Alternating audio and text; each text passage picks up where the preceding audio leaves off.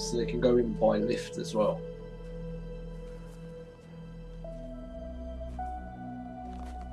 That's Ford. Maybe that's his own personal way. Are you lost? No. Just strayed a bit too far from where I'm supposed to be.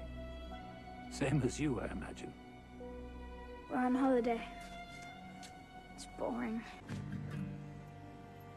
You're home.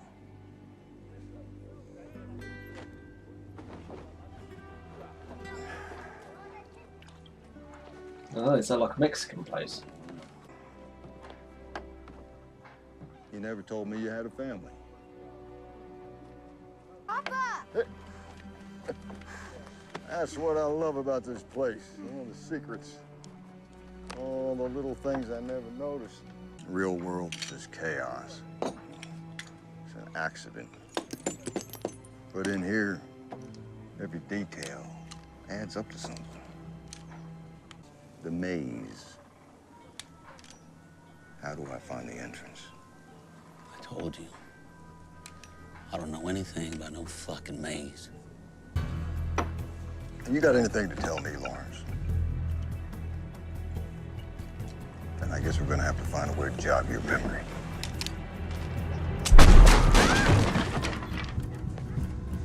This guest already took out an entire posse. Want me to slow him down?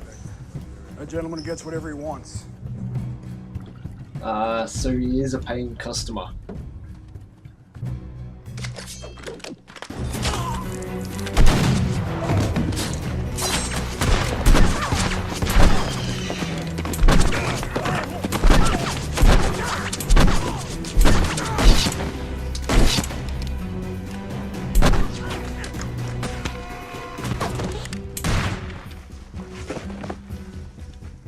I wonder how that technology works then. Are they shooting blanks? Does he have some sort of visible armor? Oh. Yeah, he's pretty good. All right.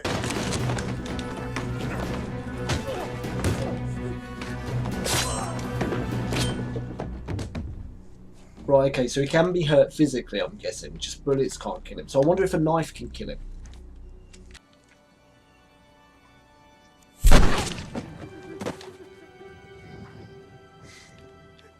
It means when you're suffering, that's when you're most real.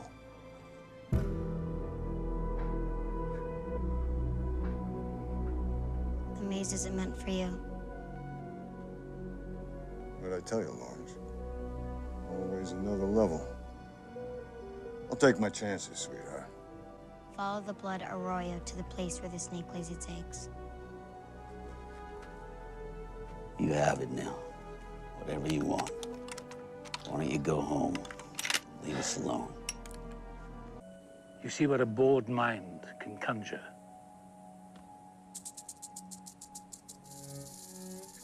Where the rattlesnake lays its eggs. Is that what he said? Or the little girl said?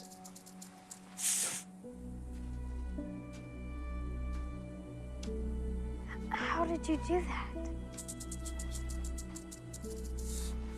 Is it magic?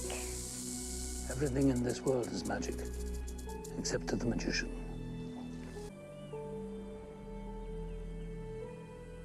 Best you head home now. But Tommy's not going to believe. You're not going to come back here again, are you?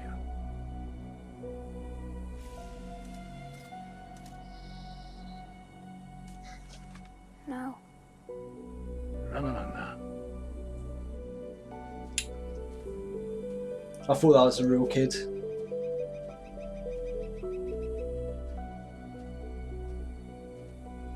I thought he was there with his family. I like the way they do that, trick you into not knowing if someone is real or they're an android. Although, ironically, your creations never shut up. They're always talking to each other.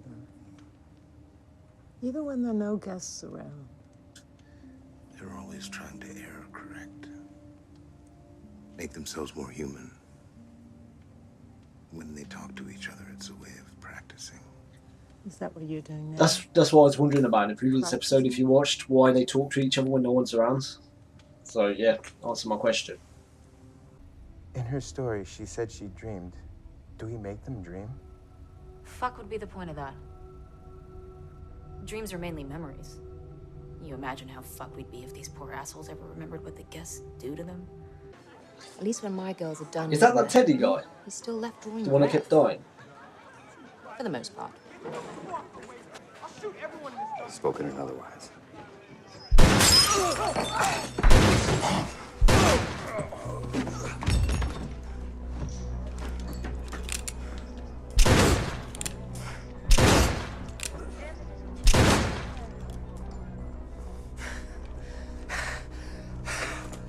Now that's a fucking vacation!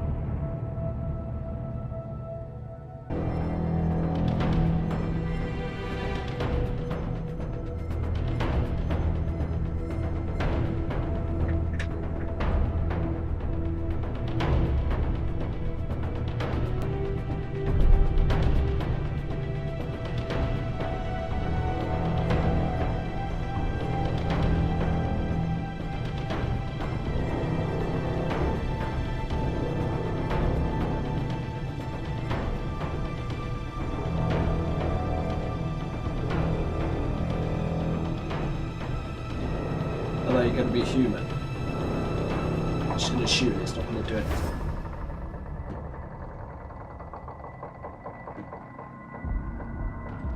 What the hell?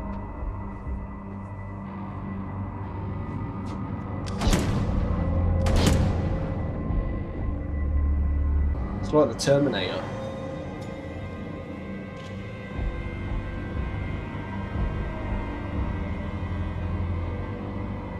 Gonna shoot themselves. Just gonna kill the daughter. Oh no, it's a dream.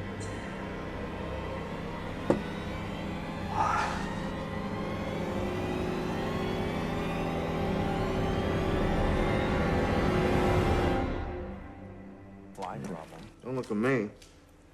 I'm the king of high She's gonna wake up. Bullshit. I've seen it. You just glop that shit on and rinse. You...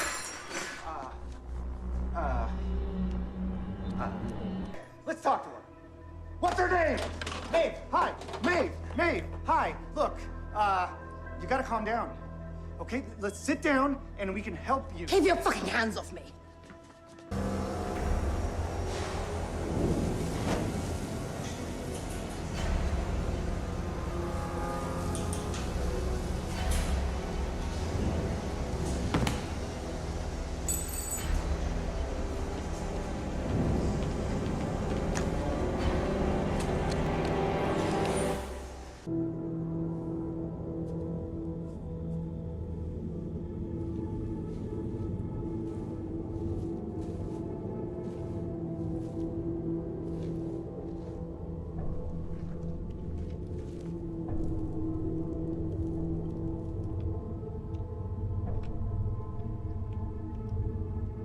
They're not looking for a story that tells them who they are.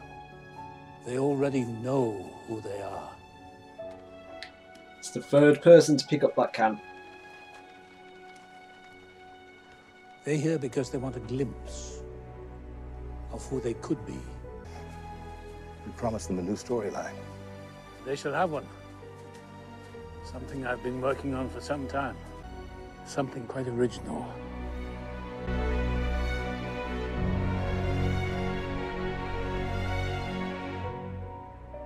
And that, ladies and gentlemen, is episode 2. I'm not too sure what I thought about that one. There wasn't really any story progression per se. We learned there's a maze, which Ed Harris's character is apparently searching for. I'm wondering what that is, whether it's something metaphorical or if it's a real maze. We also learned a bit more about the character Maeve. I think that's her name, Maeve. The prostitute, the head prostitute. And yeah, we learned that apparently, what I presume is in a previous storyline, she had a daughter, and that man in black, Ed Harris's character, he apparently killed him, or whether that was a nightmare. I don't know if that was just a nightmare. And then she said, because previous to that, she said to the other prostitute, when she's having a nightmare, she'll count back from 3 and she'll wake up. So she did that in that nightmare, and that actually woke her up inside the institute where they were working on her. I'm guessing they'll just wipe her brain, like her memory, but will she remember? She's bound to, isn't she? I guess that's part of her story, how she starts remembering all this stuff and then she starts to question her reality. So I'm guessing that's going to be her main storyline. We didn't see much of Dolores this time around, though. Dolores was the female that we saw a lot of previous episodes, the one that was tormented by the man in black. He seems to be the running theme in this whole story. He's what it all keeps coming back to. So it's going to have some relation to him. One thing that did stand out to me about Dolores is the fact that she found that gun. Now, I'm not sure what that relates to at the moment, but I've got a sneaking suspicion that gun is probably one that can kill visitors to the site. Maybe it's not one of those guns that are fixed, so they can't kill them.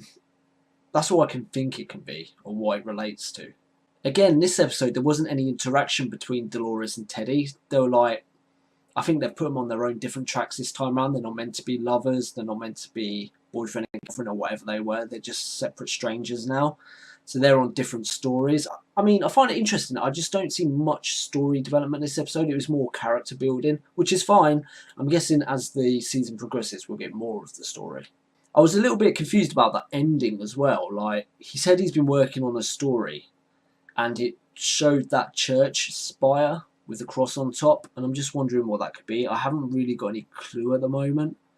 When that other guy said to the man in black to find a maze, it's where the rattlesnake lays eggs, or something along those lines, and then he was with that clone boy, and then he found a rattlesnake, and then there was the church behind it.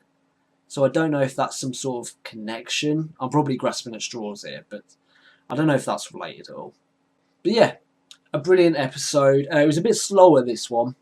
Not so many shocking moments, but like I say, character building. I'm getting to learn the characters a bit more. I'm guessing that's what they're going to do. They're going to focus on one android per episode, and they're going to tell some of their story. And we're going to learn the characters that way and how they... I've got a feeling as well that each of the android stories are going to revolve around this man in black. They're going to have some connection with him. Maybe he's their tormentor, like their devil. That's the way I see it going anyway. As for what's going on with Ford, Anthony Hopkins' character, I don't really know at the minute. I've got a feeling he's got some sort of bigger plan. But we'll have to wait and see. And also, the 2 new guys that entered Westworld. The one that I said was going to die, and he didn't. And his friend, I thought, would die. But it'd be interesting to see if they relate to the story more, or whether they'll just vanish, and it will be a whole new circumstance in the next episode of this world. But yeah, it's food for thought. I'm enjoying it so far, and I can't wait for the next episode. So until next time, bye-bye.